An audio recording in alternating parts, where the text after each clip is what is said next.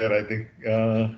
Devanshi, you were communicating with me on WhatsApp because I have stored the name as BSc representative, so I don't know the name.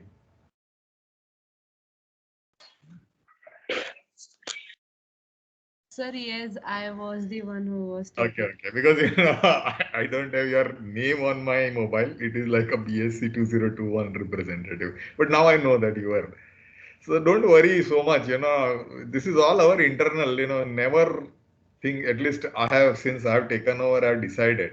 What, when I came to academics, what I saw is teachers were on the other side of the table. I think I'm from industry, so we talk this terminologies.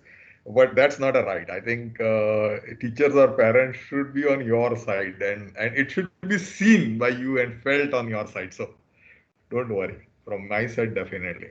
Whenever you all are ready, because oh, bad network quality. You all can hear me, right? Sir, your Good, voice good. is breaking. But what I cannot do anything. They are telling it's a bad network quality, and let's go ahead. Don't worry. Today it is less of my talking, and I think one of how many groups are presenting today? Sir, I think group number one. Oh, perfectly fine. So we can take a pause. You all can, the group number one, please give me the names. No, don't worry. What you do is the slide set you are sending, in that all the names you write, right? And here only we will be not giving an individual marks, it will be group marks, and don't worry on that so much. And you all are doing it for the first time, and I'm learning from you. I'm eagerly waiting to learn from you. So just confidently make a presentation. Okay? Just but give me 5 more minutes. Yeah, I'll just come in 5 minutes. Yeah. Okay, sir. कहाँ चला गया मेरा?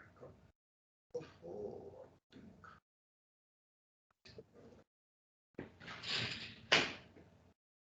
I think I forgot.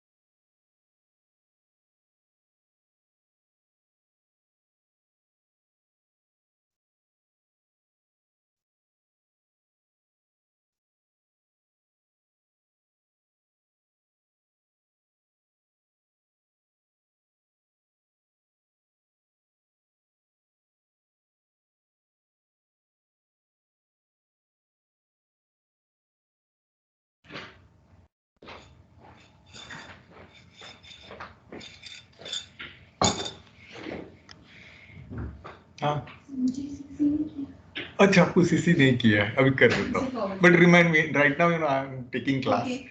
So once the class is over, just remind me. I'll mark you CC.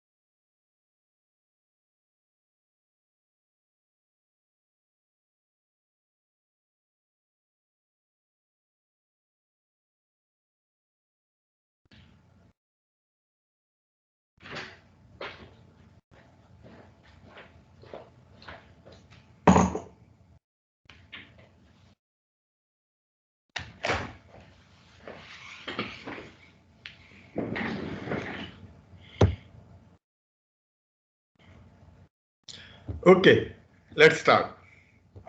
I'm done. Yes, sir. I'm just uploading the slides. Cool. Yeah, Yeah. upload the slides.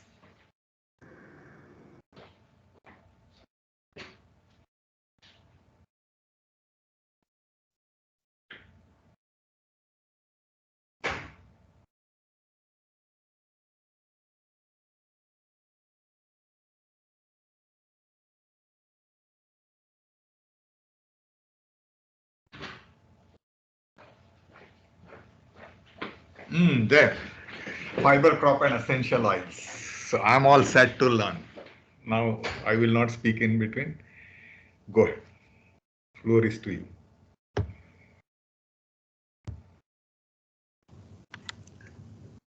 So should I start? Yeah, go ahead. Now the floor is to you only. I will be just till you finish. I will just listen and no more in between disturbing. Unless I feel that some slide, if I don't understand, I think that I'll tell to the whole class. If you don't understand, stop this group and ask the question. Yeah. Okay, that's fine with you. Or you want the questions at the end? It can be both way. The presentation can be. Okay, Sir, sir. can the questions be in the end? Yes. Fine. So I think to all the colleagues, with all the friends, students, including me, we will write down our questions and questions will be taken at the end. So, Manas, who is that? Is that Manaswini? Sir, I'm part of the group, but now Sanjana will be So speaking. the group, what I'm telling is like, this is also a good way of, when I used to present in Japan, I used to say this way, that for the continuity and keeping the interest of the whole group, I would keep all the questions at the end. If you have a burning question, please write it down and we will address all the questions slide by slide at the end. So when you start like that, now that's one way of starting. So, and it's better way, because my question can be tangentially different, which Devanshi may not be interested or some X person in the class or say Adish may not be interested. So it's best thing is to continuity के लिए you continue. So now I will not speak in between. Go ahead. The floor is to you. A very good morning to one and all present. My name is Sanjana Sharma, and today and my fellow group members Manaswini, Sam, Yukta, Nandini, Namrita, Ayushi, and Tanvi are going to discuss fiber crops and essential oils from a bioprospecting point of view in today's presentation. Next slide.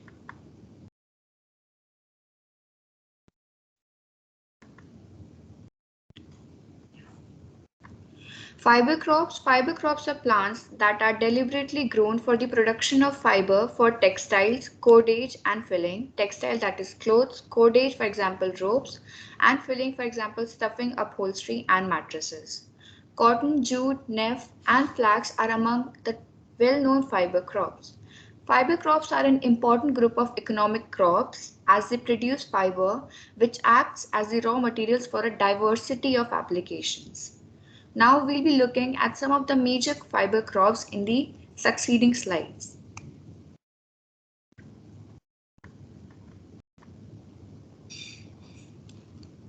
Okay, so I'll discuss about cotton. So cotton is a seed fiber crop, also known as king of fibers. Among the cultivated fiber crops, cotton is the most dominant in terms of world fiber production. It is a soft, fluffy staple fiber that grows in a ball or protective capsule around the seed of cotton plant of the genus Gossypium, which is nothing but the prolongation of epidermal cells of the seed coat. The current estimate for the world production of cotton is about 25 million tons, in which India, USA, and China are the world's top three producers of cotton, with USA being the largest cotton exporter. There are four cultivated species of cotton, which are Gossypium arboreum, Gossypium herbacum, Gossypium hirsutum, and Gossypium barbadense.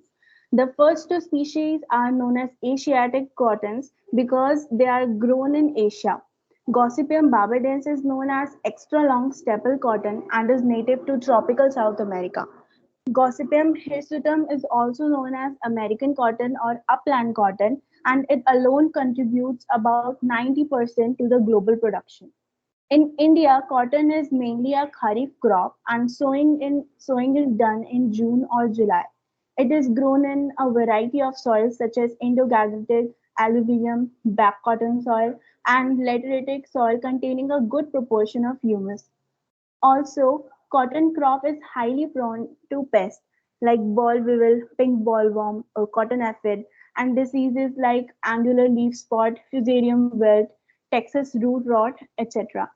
Conventional cotton production requires more insecticides than any other major crop, and the production of organic cotton, which relies on non-synthetic insecticides.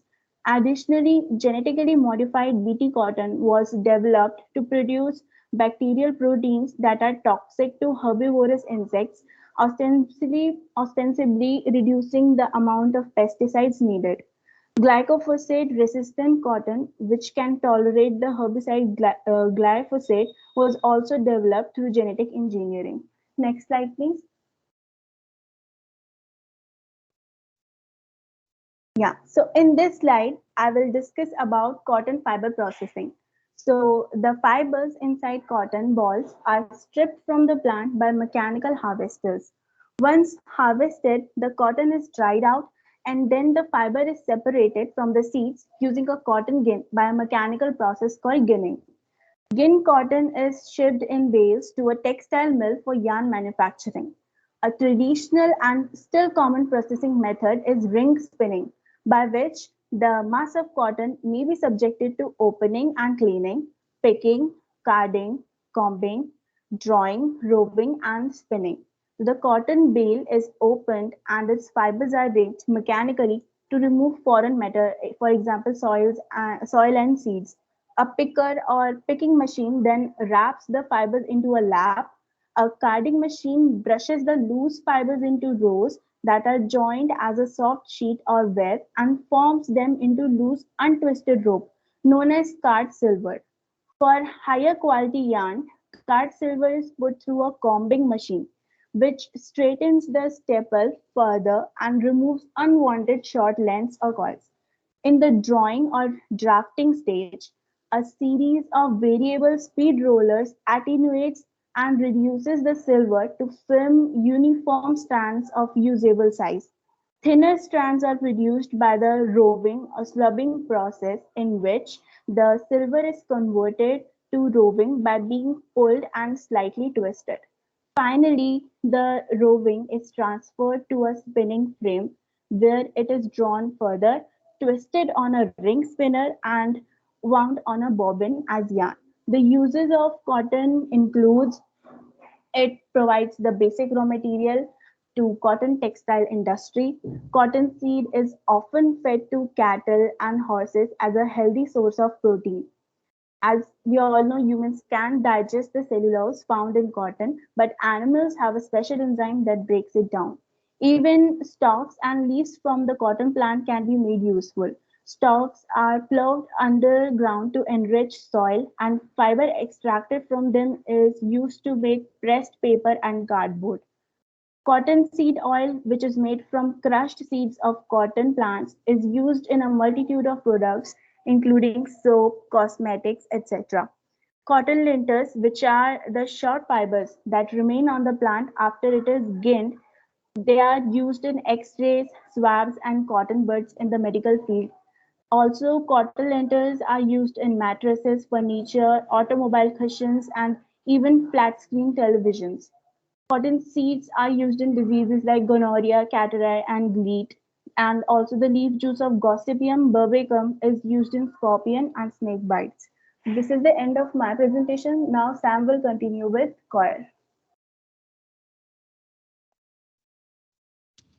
Yeah, so coir fibers are extracted from an outer husk of coconut, and not many of us would know about coir, mostly who live in the urban cities. But coir is quite popular in the southern states of India, and it's actually coir comes from the Malayalam word kair, and it's used for making ropes and in mattresses and all.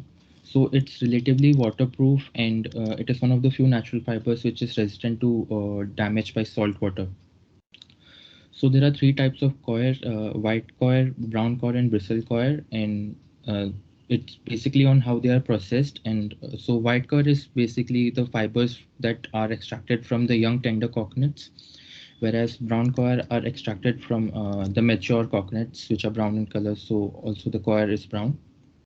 And bristle coir, it's actually they are manufactured by retting, and retting is actually is a process in which microorganisms are used to dissolve or rot away the cellular tissues and pectins. So, and then it's cleaned using a steel combs to remove any short fibers.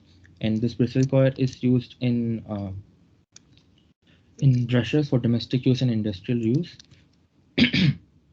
India is the largest producer and the exporter of coir and coir products, and India produces around 280,000 metric tons of coir fiber. Kerala produces roughly around 45% of the India's coconuts, and like the southern states of India are responsible for around 92% of the total production. The rest 8% are the northeastern and Gujarat and states like that. Next slide, please.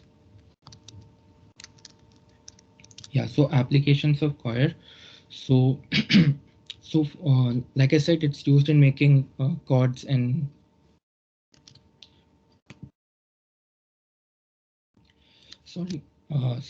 cordage. Coir is used in making floor mats, doormats, brushes, mattresses, floor tiles, and sacks. And white coir is used for making ropes and actually also fish nets. So next is construction material. Coconut fiber coir is used as a construction material because obviously natural fibers are eco-friendly. That's a benefit. Also, cocoa fiber with high strength concrete has shown more durability and tensile strength.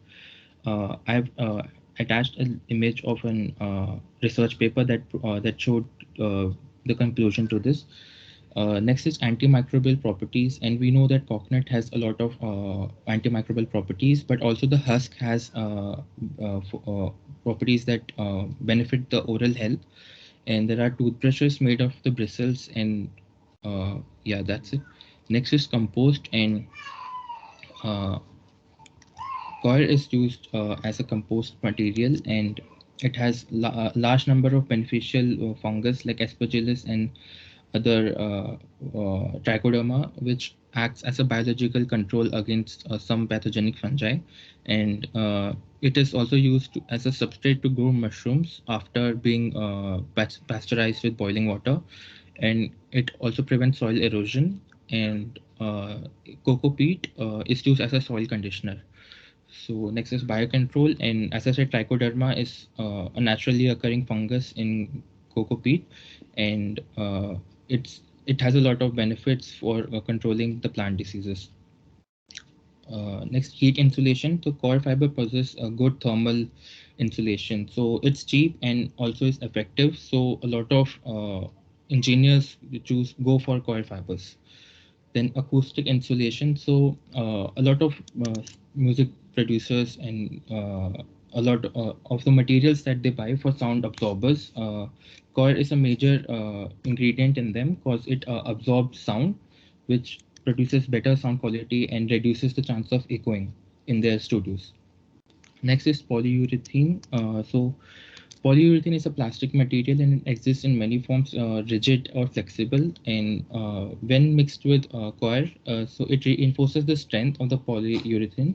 One example is polyurethane foam, which is used in sponge that we use in our household.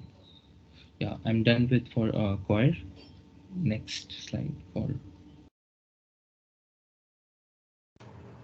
Now I will tell you about the jute. So, chemical composition of jute is a cellulosic fiber, and its repeating unit is also cellulosic. And jute is composed of 65T cellulose and 35% natural wages, oils, and lignin. And it contains cellulose like 65.2% and hemicellulose and lignin and water soluble components and fat and wax that is 0.3%. And Its effect of bleaching is like it does not affect by oxidizing and reducing bleaching agents, and effect of acid, it destroyed by hot concentrated acids. Dilute acids can't do harm to the fiber. Now the geographic variations in species. So the majority of the world's jute is produced in India, Bangladesh, and Pakistan, and like 85% of jute production is localized to the Ganges River Delta, which spans throughout Bangladesh and the Bengal region of India. And a variety of other Asian countries also produce jute, including Thailand, Burma, and Bhutan. The largest market for textiles is China, and jute fabrics are no exception. So, a large degree of the world's jute market remains localized to the Asia, but countries like India and Bangladesh also export jute to the United States, the European Union, and other fertile markets throughout the Western and developing worlds. So now, how much does jute fabric cost? So jute fabric is one of the world's least expensive textiles. So while artisan forms of jute may be more expensive, but most types of this fabric cost like lower. So this price is comparable to cotton, and it is significantly less expensive than many types of synthetic fibers. And the most inexpensive way to purchase jute fabric is to work directly with the manufacturer in India, Bangladesh, or another jute producing countries. Now I will tell you the types of fabrics. So there are four types. First is white jute. So as its name suggests, white jute is lighter in color than other strains of this fiber.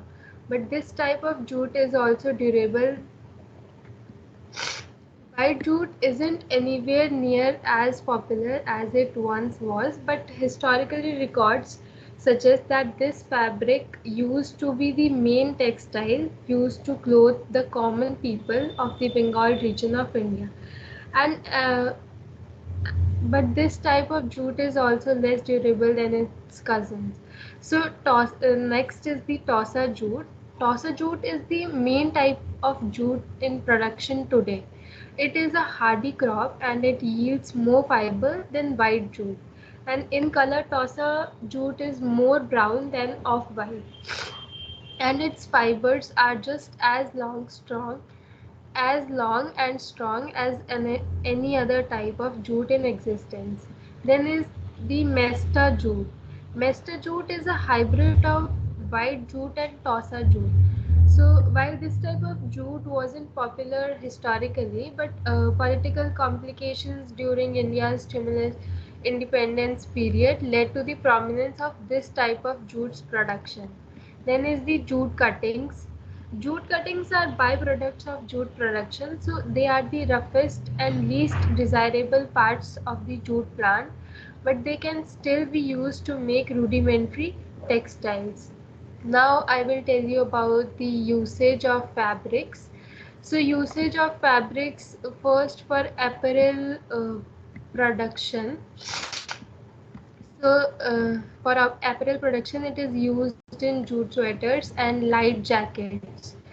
So due to its rough texture, jute is not commonly used for apparel production, but recent advancements in jute processing have made it possible to use this traditionally uncomfortable textile for certain types of garments. So while it's still uncommon to find used for apparel that makes direct contact with the skin, jute sweaters and light jackets are rapidly gaining popularity in worldwide. Now for industrial applications, it is used in burlap. So the traditional use of jute uh, which has been used for centuries as an industrial material in the Western world. So burlap sacks have long been used to transport vegetables, fruits, and other goods, and burlap has also been used as an insulative material. So now jute for agriculture application, jute also it's common for jute fabric to return to its point of origin as a protective measure against erosion in jute and rice fields. So this fabric is also used to make the protective wrappings around sapling roots while these juvenile trees are transplanted. So since jute is readily biodegradable, saplings can push their roots right through jute fabric bags without encountering any significant resistance. Now, the basic fibers made from jute are used in a variety of flooring applications. So, the fibrous backing of linoleum tile is generally made from jute, and this fiber may also be used to make rugs, carpeting, or other types of fibrous flooring. Due to its roughness and durability, jute is popular. Jute is also popular in general homeware applications. So this fabric is popular for outdoor furniture, and it is also used to make curtains and canvas. Now jute has also benefits. Jute leaves has also benefits in our body. So it protects our eye health. Most eye diseases are as a result of poor diet and nutrient deficiencies. So some of the nutrients are linked with improving eye health and preventing eye diseases and disorders, including vitamin B6 and folate, among other vitamins. So jute leaves contains vitamin B6, which is over 30% of the recommended daily value. So regular consumption of jute leaves can help in slowing the onset of some eye diseases. Now, another benefit of jute leaves are like it is rich in antioxidants, and jute leaves also helps us to fight off colds and flu, and jute leaves also improves our digestion. It also treats inflammation. It promotes weight loss. It improves sleeping. So it also supports cell growth and skin health, and it maintains healthy teeth and gums, and it also improves restless leg syndrome. Next slide. Now are the stages of production and processing. So first is the cultivation. So in cultivation process, sowing of jute starts with the showers in March or April, and it continues till early June. And the phosphorus, potash, and nitrogen fertilizers are used for this crop. Now is the harvesting process. In harvesting process, jute is harvested anytime between like 120 days to 150 days when the flowers have been shed. Early harvesting gives good healthy fibers. The harvested plants are left in the field for 3 days for the leaves to shed, means like leaves got dried up for that thing. Now is the retting process. In retting process, fibers get loosened due to decomposition of hard cell walls by the action of bacteria. The bundles are steeped in water at least like 60 centimeter to 90 centimeter depth. Then comes the stripping process, that is the fiber extraction. In this process, removing the fibers from the stalk after the completion of retting. Fibers are removed from the stalk by any method, like single plants are taken and their fibers are taken off, or we can take off the handful of stalks and then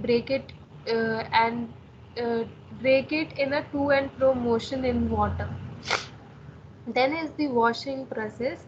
Extracted fibers are washed in a clean water, and the dark color of fibers can be removed by dipping them in the tamarind water for 15 to 20 minutes, and it can again washed in a clean water.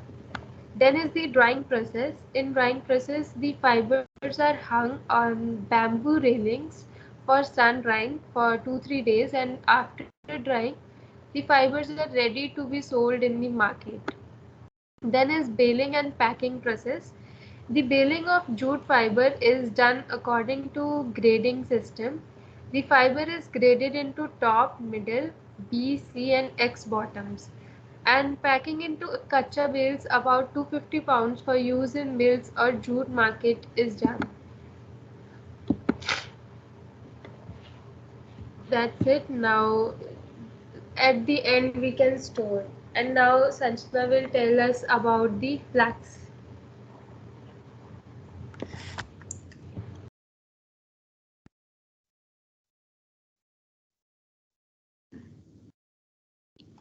Flax or Linum usitatissimum is also known as common flax seeds or linseed, is a member of the genus Linum in the family Linaceae.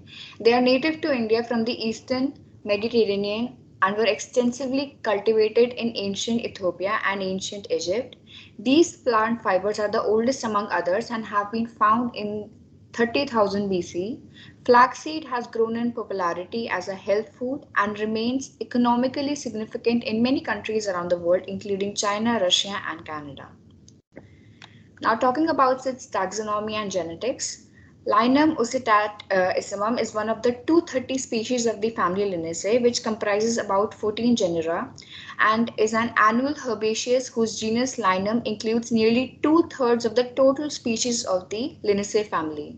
And despite this remarkable diversity, flax is the only cultivated species in that family.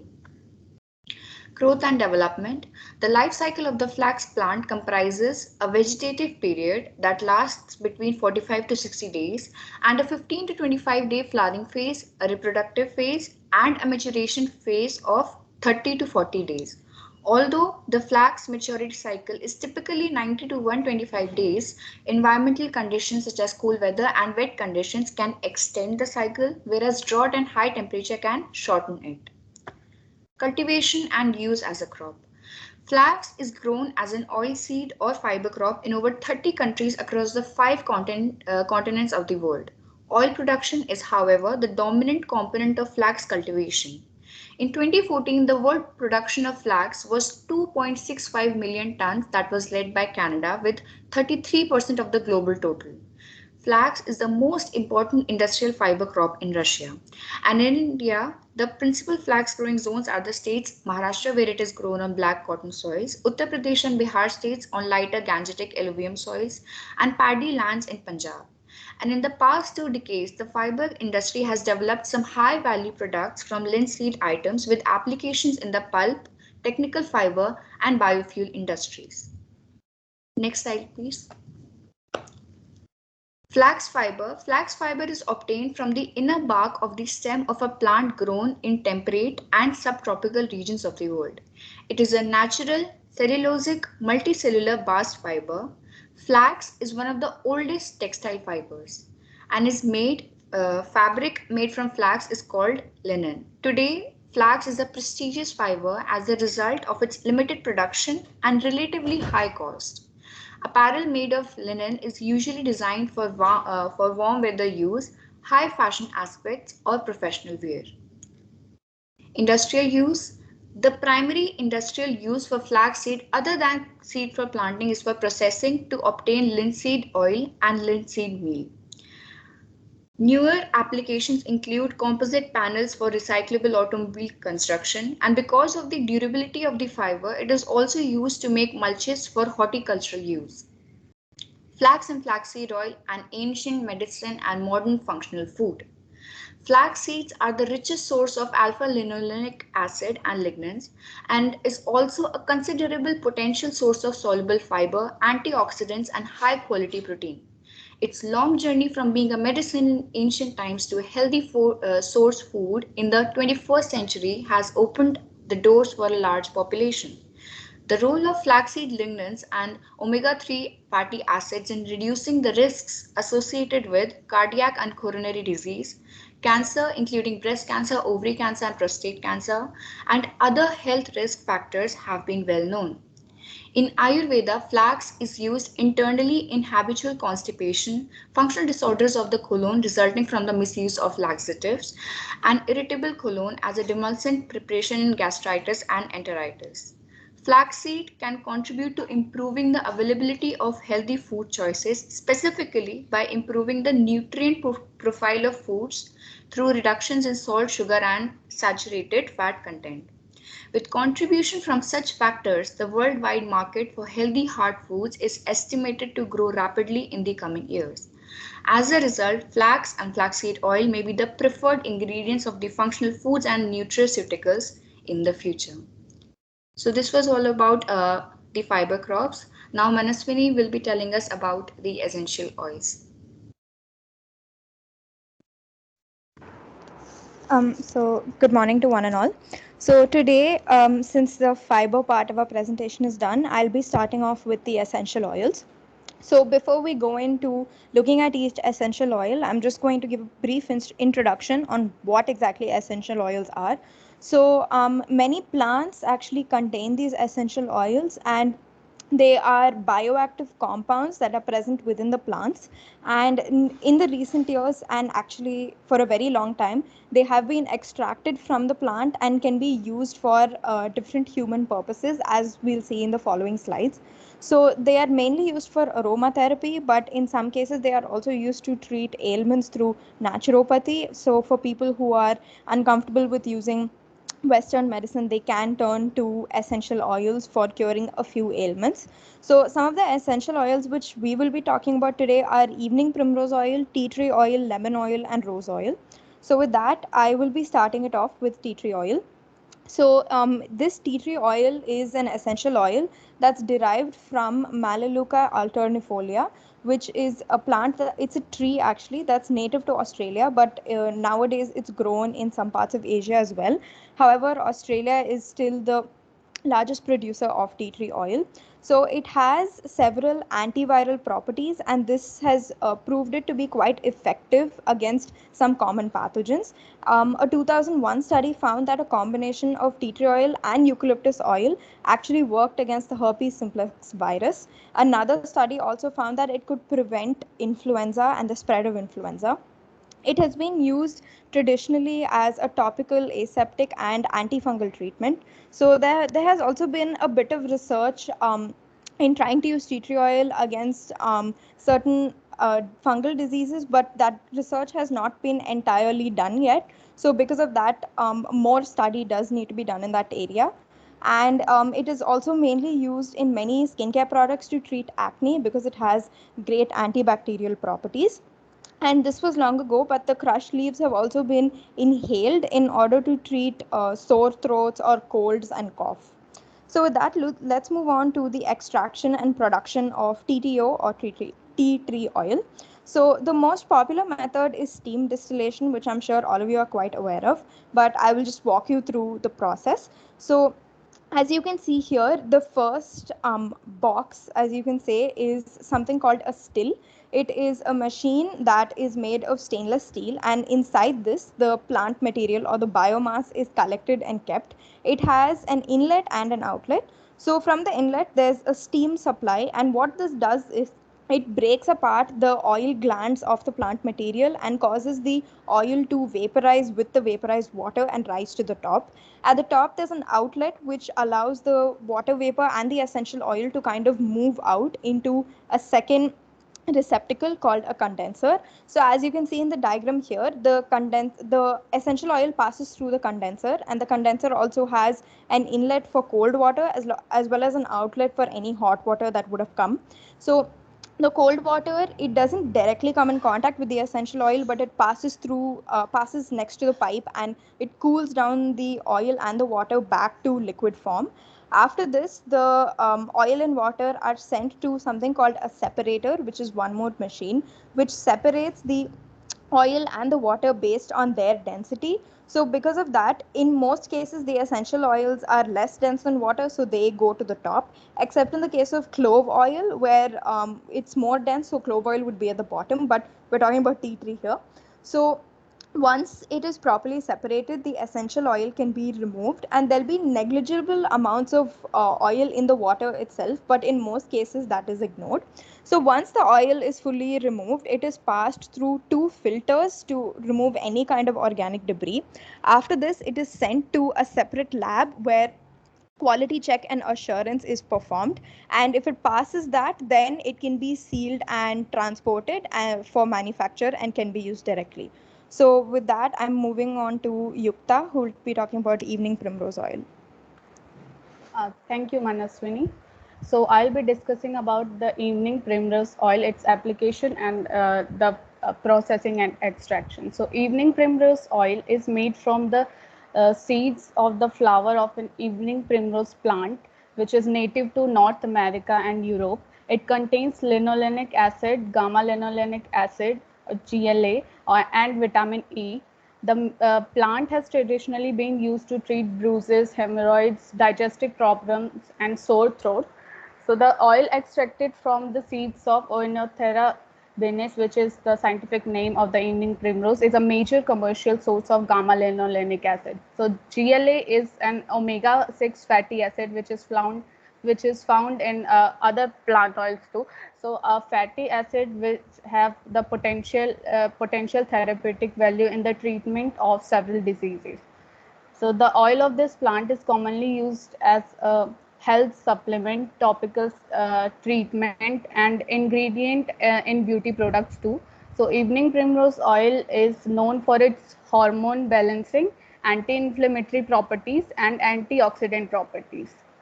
So the GLA in evening primrose oil is thought to help acne by reducing the skin inflammation and number of skin cells that cause lesions. Oral supplementation of EPO in evening primrose oil helps smoothing the skin, and the GLA also has the potential to reduce rheumatoid arthritis pain without causing any unwanted side effects.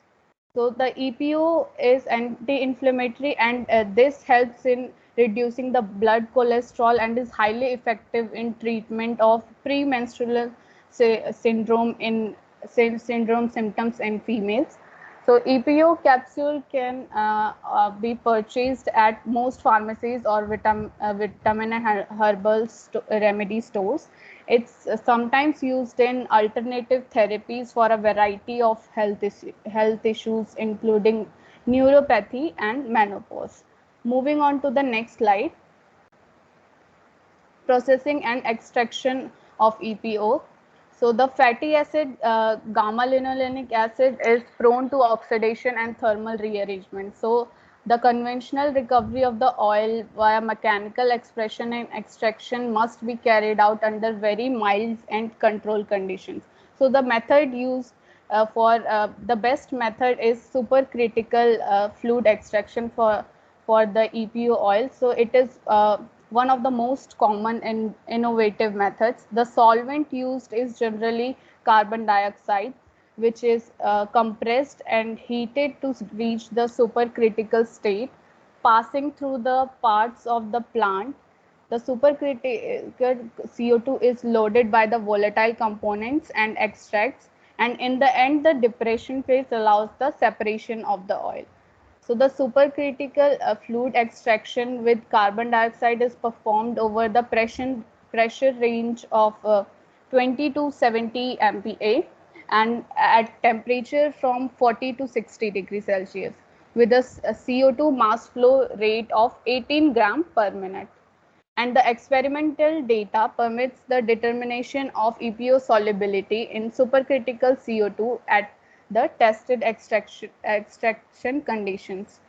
So this method, the supercritical fluid extraction, is an innovative, clean, and environmental friendly technology with particular interest for the extraction of essential oil from plants and herbs. So the supercritical CO2 is selective. There is no associated waste treatment for a toxic solvent, and extraction times are also moderate. So further, supercritical extracts were often recognized of a superior quality when compared with those produced by the hydrodistillation extraction process or the liquid solid extraction process. That was all about the evening primrose oil processing and extraction. Now Namrita will continue with it. Thank you. Thank you, Yukta. Now I'll be talking about extraction of rose oil. So rose oil is the essential oil extracted from the petals of various types of rose. Rose ottos are extracted through steam distillation, while rose absolutes are obtained through solvent extraction, the absolute being used more commonly in perfumery, and the production technique originated in Persia. Even with their high price and the advent of organic synthesis, rose oils are still perhaps the most widely used essential oil in perfumery. Manaswini, next slide, please. Processing and benefits of rose oil. In India, there are three different methods that are being practiced in the processing of rose oil. First one is the Degan Bhabka method. Second one is the direct fire distillation unit. Third one is the boiler operated unit. Now, the benefits of rose oil is that it reduces stress. The use of rose essential oil in aromatherapy can induce deep feelings of quietness and calmness. Second one is the anti-Alzheimer activity. Rose essential oils components are known for having a very powerful impact as a neuropharmacological substance and may help prevent plaque buildup in the brain. Third one is relaxation. The relaxing effect of rose essential oil was tested in laboratory experiment over muscle tissue. When applied to muscle cells, the oil helped reduce contractibility. Fourth one is antimicrobial. Rose essential oil demonstrate a potent antimicrobial activity for a wide range of bacterial and fungal species, including E. coli. Fifth one is antioxidant properties. Rose essential oil has strong activity for scavenging free radicals responsible for dangerous cell oxidation and aging. Sixth one is anti-aging potential. Promising results on insects indicate that presence of the oil reduced mortality rates without compromising reproduction or metabolic rates. Now Nandini will be talking about lemon extraction oil.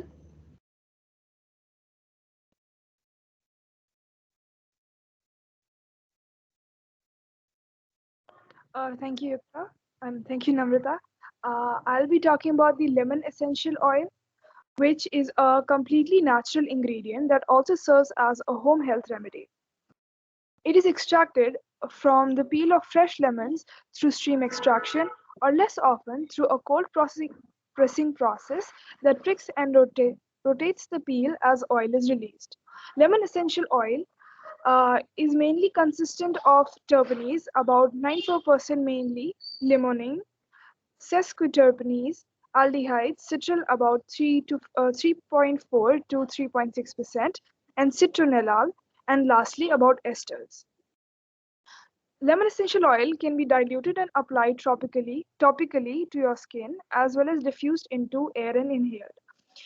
There are people who can swear by the lemon essential oil that it is an ingredient that is very helpful in fighting exhaustion, helps in depression, clears skin, kills harmful virus and bacteria, and reduces inflammation. I'll be talking about a bit of these in a little detail. So the first one is skincare. Lemon essential oil is astringent and detoxifying. Its antiseptic properties can help in treating skin and clearing skin. Lemon oil can also reduce excessive oil on the skin. Secondly, we have disinfectant. Lemon oil is a terrific to disinfecting wooden cutting boards and kitchen counters. It also works as a degreaser, which is very effective in removing glues and labels that are difficult to remove. Lemon oil can also remove grease and grime from hands as well as tools and dishes. Next, we have the insect repellent. Bugs are not in favor of lemon oil. So, combining lemon oil with peppermint and eucalyptus essential oil along with coconut oil is a recipe for an effective repellent. Next, we have the immune support. where we mix a few drops of lemon oil and coconut oil and rubbing it on the back of the neck can help in sore throats and coughs. Next, we have anxiety, which lemon oil is a powerful calming and mood improving agent during stress. Lemon essential oil is also more effective at relieving stress than other essential oils such as lavender and rose. And lastly, it's the antifungal properties. Lemon essential oil has powerful antifungal properties for treating certain skin overgrowths. It is effective against fungi that cause athlete's foot, thrush, and yeast infections when applied topically. Some potential side effects includes some to avoid the potential side effects. One should not go into the direct sunlight when they have used any kind of citrus oil. This can cause phototoxicity, which can cause a temporary redness that looks similar to a moderate sunburn. It may also cause a raw or burning sensation on the skin in area where you applied lemon oil. Hence, one should avoid sunlight when using any kind of lemon or citrus essential oil. Thank you. Great. So with that, we come to the end of our presentation. Thank you. Fantastic. I would request the whole class to start the mic, and I think it was excellent presentation. And really, I mean from bottom of my heart, this is a fantastic work done, and we all should give them a clapping. So I'll request the whole class to put the mics on. Yeah, be unmute, what I'm trying to do. Really, I really liked it. Fantastic. Excellent job done. Probably I would not have been able to do, Thank but you. use far more than that. I think this is what quality of presentation, the detail in the science and absolute timing, excellent. Excellent. The whole group has performed very well. I think see almost all of us are clapping, and as a group we are proud. Okay.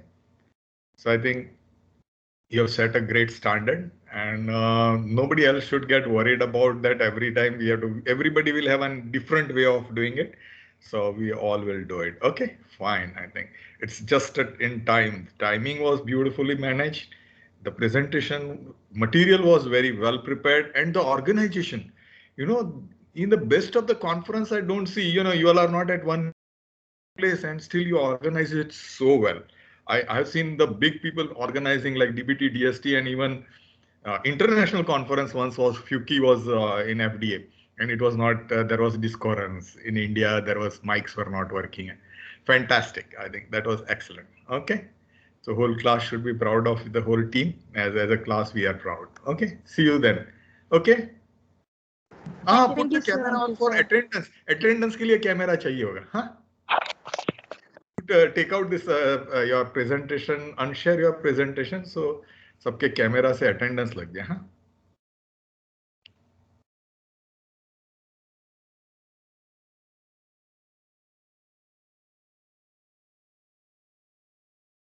I think most of you must have done it.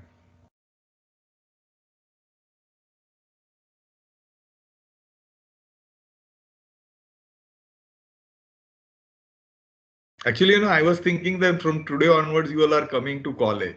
So I was prepared to meet you all at AIVI, but I just learned that it is not for our domain.